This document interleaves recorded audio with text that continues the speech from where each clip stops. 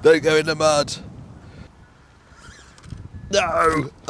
Guys, I got another one, and I think this one is quite possibly the best one so far.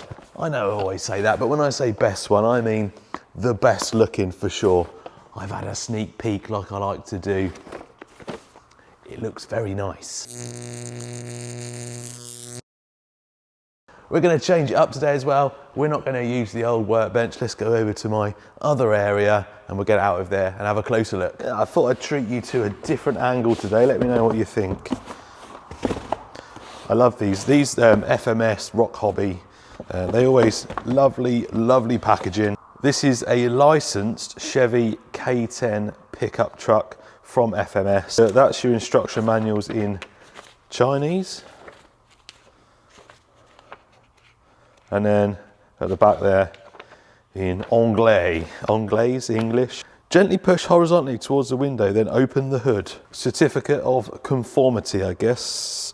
Grant of equipment authorization. If it's not in use for a long time, unplug and take off the battery to prevent battery leakage. Close, nearly got it. Yeah, we spoke about instructions. Good on the box, doesn't it? There's some details on there.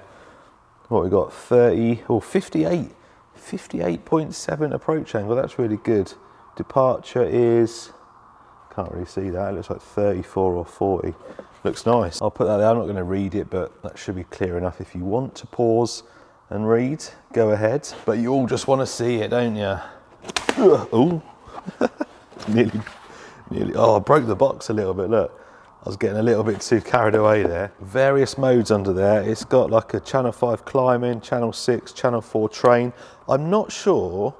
I don't think this has got a 2-speed gearbox in it, but this is the same controller that you get with the really nice like scale Jimny and the Willys Jeep. But anyway, every function you need on that transmitter, and it feels good in the hand, easy to drive if you're a one-handed driver like me. Okay, that's enough. Get the truck out. I hear you. I honestly hear you. Oh, let's not mess about with that yet. This angle looks good on my camera. I'm looking at it on my screen. It's a nice little angle. Wow. Well, that's nice. That is nice. What do you reckon to this one, guys? Wow. I told you it was one of the best looking ones, didn't I? What do you think? Licensed Chevy. Wow.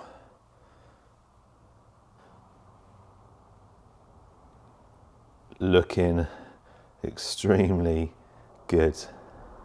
Someone said, actually, there was a comment on the Fire Horse, and there was a comment that said, stop reviewing this trash. What's trash about this FMS or this Rock Hobby stuff? There is absolutely nothing trash about how this looks. And from what I've seen, how the FMS stuff drives, I'm sure it answered with one of my usual sarcastic comments.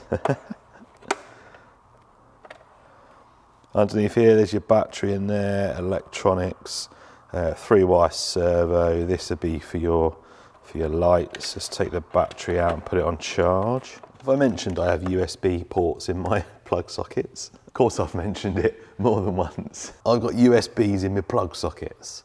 Look, that's dedication. That's what time it is. That's what time I'm starting to record this. It's pretty cold in my workshop, and it's gonna get colder. Anyway, right, we've looked under there. Underneath here, front and rear fixed axles, plastic drive shafts, plastic links, friction dampers. But what I like, I've said this before, what I like about the friction dampers is that they give quite a realistic look. Oil dampers are good. The Panda Hobbies come with oil dampers, they're good. But sometimes they can be a little bit stiff, whereas this, when it's driving along, it gives a nice scale look about it. But friction dampers all round, quite an aggressive angle on the rear there. Front and normal uprights in there. It's a 050, what do you call them, these motors? It's a 050 motor. I think they're a little bit bigger or smaller than a 180. Micro servo just up in there. I think it's a 1 kilo servo. Plenty for this. Bearings all round, nice soft tyres.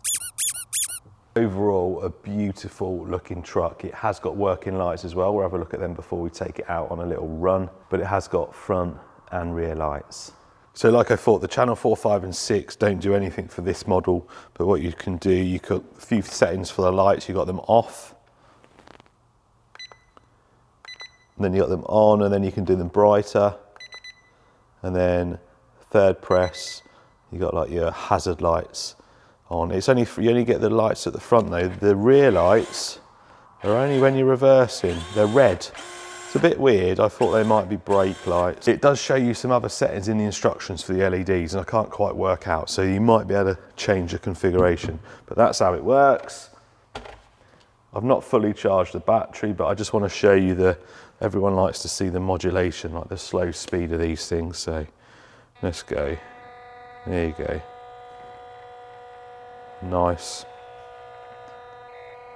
Nice and slow.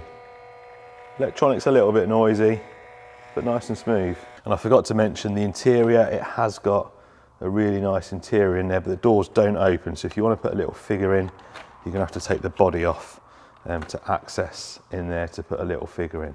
But overall, this thing looks so cool. Anyway, I've got a new little toy, or a new little bit of tech, some wireless scales. I'm interested to see how much this weighs and what the weight bias is. I'm actually just about to do a review on this, so definitely have a look for that. This is really easy to set up. Have to check that review. Let's put it on, batteries in, just so we've got its actual running weight. So it basically just stands on the individual Bluetooth scales, and then you've got like your little details here. I'll put that screen up now. So total weight, so it's 580 grams. It's 53% bias to the front, which is good. You want front bias. It's a little bit off the left. The right rear is 115 grams. The left rear, that's 154. That's strange. The actual left and right weights are very similar, 51 to 49% distribution, but you've got a bit of a weird weight going on there between the two sides. That is strange. Anyway, check there'll be a review up either now or shortly of these new Sky RC Bluetooth scales. Anyway, let's go get it out and give it a little trail.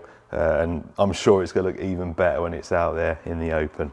So here we are then. It is a bit windy today, guys. I'm hoping that you can hear me okay. Here is the Chevy K10 from FMS. Nice and slow control, as you can see. It's very quiet.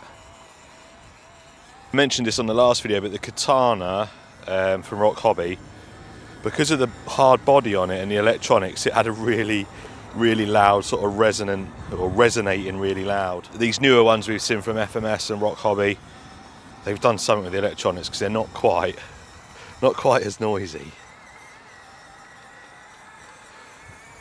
Oh, this looks so nice, doesn't it? There's a bit of mud and stuff over there, but I don't want to get this one muddy. I might even take this one home rather than leaving it in the workshop. Put it on a shelf at home. Nice control crawling. Obviously this is a trail truck rather than a crawler, but it is pretty capable, or they are as well, pretty capable.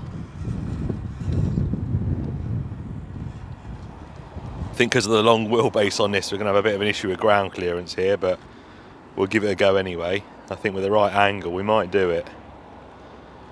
Oh, there you go, let's see. It's problems sometimes with a long wheelbase. I reckon we can do it though. Let's get the right line in here. Let's try and get them front wheels onto another. Oh, there we go. I say it all the time, it's all about them lines.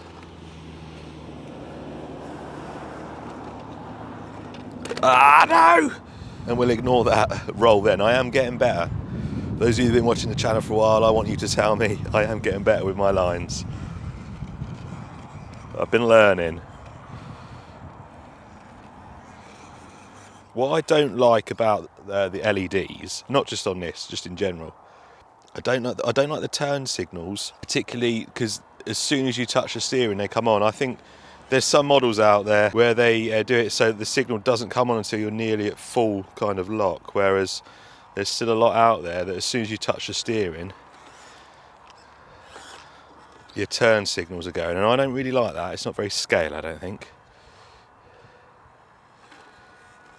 Wow, this is nice.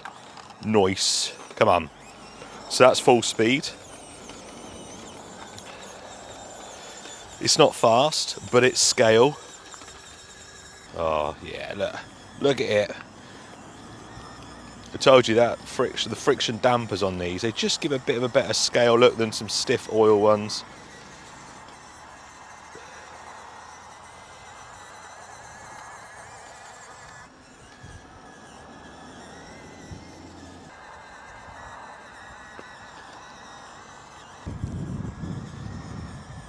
Uh-oh, mud. Get out of the mud.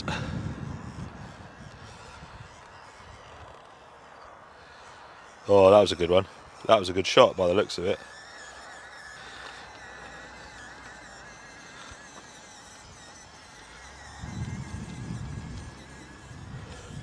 I like making this style of video. I often will put music next to it, make a little montage, but it's not very popular on the channel. I mean, it's just in general on YouTube, some of the videos that this sort of quality down low like this get some crazy views, but it's not something I've managed to master.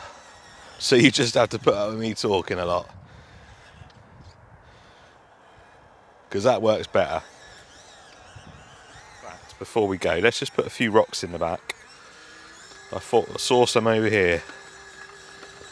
Let's weight it down now. Do you think we've overloaded it? It's still going to go though. Oh, it's got some. Oh, it's going to roll. Let's go this way. So it's definitely geared all right. That weight, there's probably 3 times the truck weight in there. I wouldn't recommend doing this because you might destroy something, but I'm only just touching the throttle at the moment. I don't want to strip any gears, and I don't want to roll into the mud. Now that is probably quite a good little thumbnail, or just a good picture in general. Come on.